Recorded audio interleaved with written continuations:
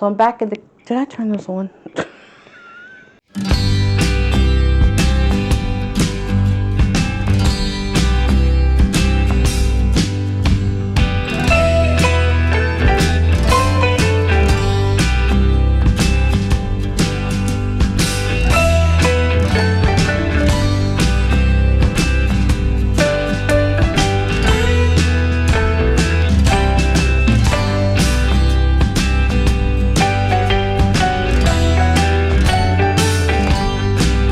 Hey Garden Maters, welcome to Corner Homestead. So I'm back in the kitchen today and I'm getting ready to bake something that I actually put together last night before I went to bed. This time it is double layered shepherd's pie. Just a recipe that I have made for quite a few years that we enjoy. Nothing that is handed down from generation or anything like that. Just something that we find that is truly delicious. So it took me about 1 hour to put this together last night, but I wanted to get it done last night because I know I'd be busy today running errands. And now it is time to just pop it into the oven and get it done. But before I do that, let me show you exactly how I put this together and what all went into it. Okay, so I went ahead and put my potatoes on to start getting them boiled. This is a complete 5-pound bag of potatoes. But I did have to throw a few away, so it's not all 5 pounds. So while they're cooking, I'll go ahead and make up the meat. Okay, so in this pot, I'm going to go ahead and make up the meat sauce. I have 3.5 pounds of ground beef that I'm going to go ahead and put in here to start browning. I always had a little bit of water in the beginning because it's all going to get drained anyway. We don't want any of the grease. So we're going to go ahead and get this browned up. So if you wanted to make a smaller dish of this shepherd's pie, you would just use a smaller amount of ground beef, depending on your dish. I'm using a 9x13 baking dish. That's why I'm going to make so much of this today. So we're going to go ahead and cook this, and I'll be back as soon as it's all brown. So while the meat is browning, I'm going to go ahead and cut up 2 onions. I'm doing 2 because they're quite small onions, so the onion mixture would definitely be up to you on how much you like in it. But I think these 2 small ones will be perfect because I have the 3.5 pounds of ground beef. So I think it'll be a good ratio.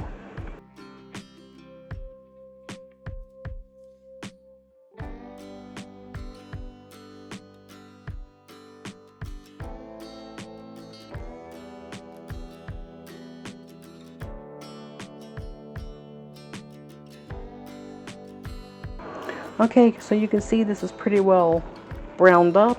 Still has a little bit of cooking to go. Went ahead and drained all the grease. I'm going to use my little tool here to break the meat up really, really well.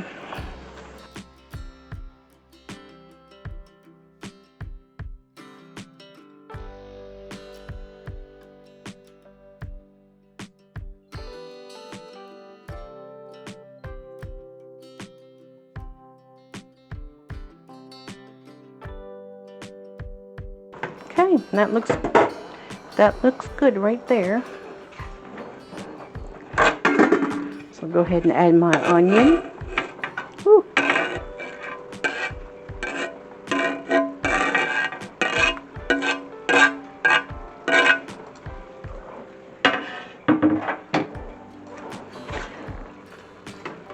Now I'm going to go ahead and, looks like I could use a little more onion, but that's okay. I think it'll be alright. Go ahead and put the lid back on it. And now I'm going to cook it until the onion is pretty well done. Okay, so it's been a few minutes and our onions are pretty well translucent, which is perfectly fine. Now I've got a jar of my homemade salsa. This is what I made back in August. If you haven't seen the video on how I make the salsa chow chow, please go back and watch it because this is just really, really good stuff to have on hand If you don't have homemade salsa, you just use a jar of store-bought salsa. But this is so good because it has green peppers, onions, and of course fresh tomatoes in it. So we're going to put the whole, this is a pint-sized jar. I'm going to put the whole thing right in to my meat mixture. And because I have so much meat, I have a little bit left in this jar, about a quarter of a jar left. Oops, I'm going to go ahead and add that to it as well.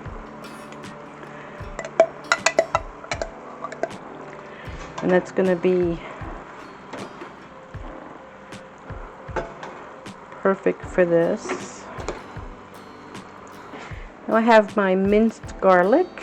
I'm going to go ahead and open this up. And I'm going to put a big heaping teaspoon into it as well. Give it a little extra flavor.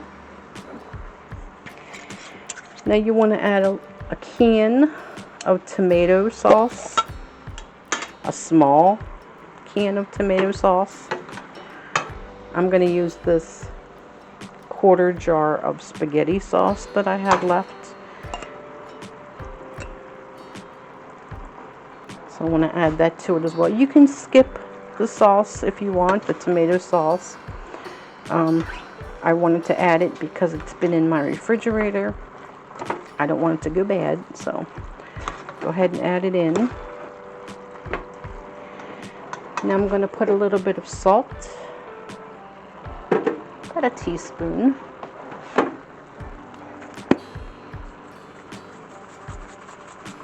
And about a tablespoon of black pepper. Oh, it smells so good. So this is it for the meat mixture. I'm going to put the lid back on it. Just going to let this stay on a very low fire to keep it warm while I do the potatoes. Okay, with the potatoes now, just drain those. I'm going to go ahead and add about 4 tablespoons of butter. I'm not going to pull my mixer out for this little bit, so I'm going to use my regular old hand one. I'll go ahead and get them mashed up.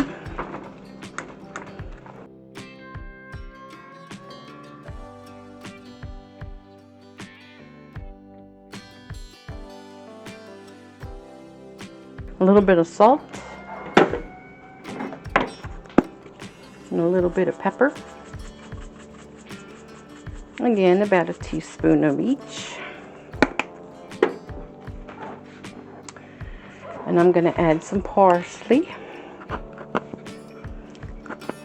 And this is my fresh, homegrown, dehydrated parsley. Not really measuring, just putting some in. Go ahead and finish mashing them.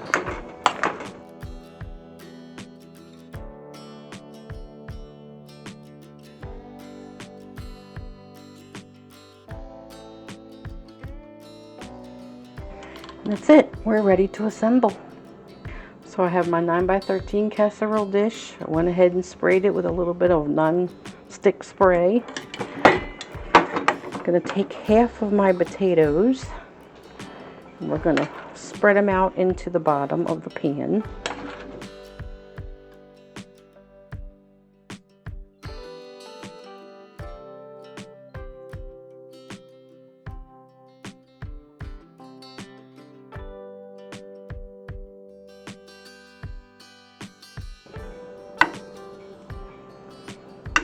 I'm trying to make it as even as I can.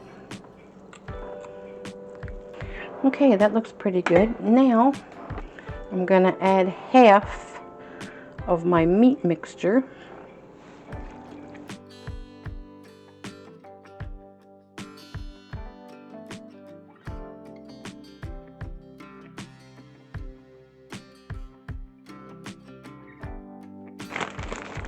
Okay, and now I'm going to add a layer of cheddar cheese.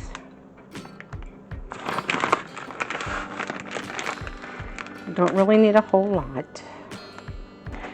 Maybe about a half a cup of cheddar cheese. You can add more if you want. Now we're going to add the rest of our potatoes.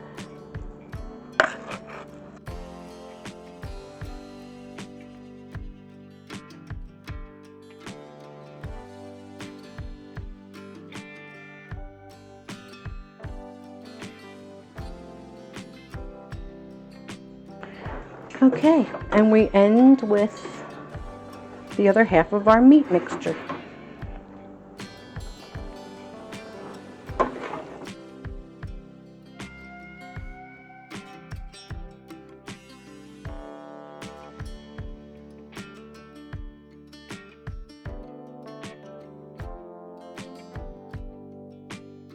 And the very last thing we're going to put onto this is a little layer of panko breadcrumbs.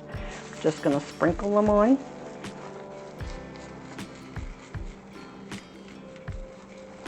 That way you're going to get a little bit of a crunch on the top layer.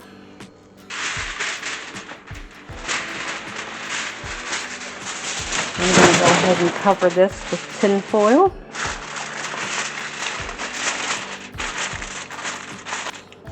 And it is ready for the oven. So here it is, Garden Maters, fresh out of the refrigerator. I'm going to get ready and put this into the oven. I'm going to bake this at about 375 for approximately 1 hour because it is cold. You want to keep check on it, just cook it until it's heated through. Remove the tin foil the last 15 minutes of baking. That way the breadcrumbs will brown and you'll get a nice golden topping. So I'll get this into the oven and I'll be back as soon as it's done. So here it is, Garden Maters, all finished, all done. Smells really, really good. And I can tell you, I took a little bit of a taste and I had to put more salt and pepper on it. So now it should be perfect.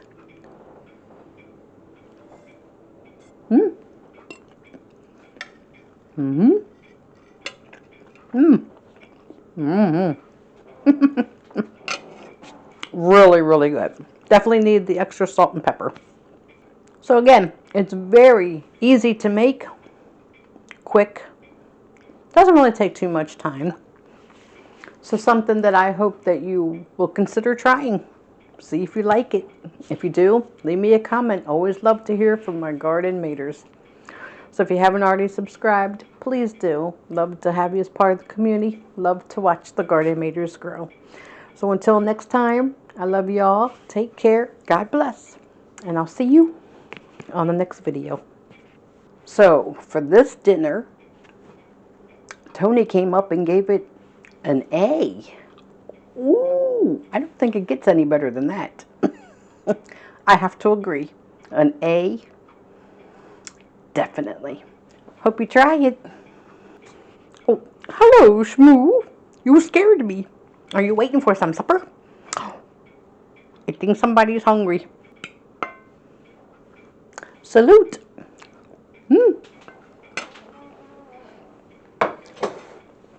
So good.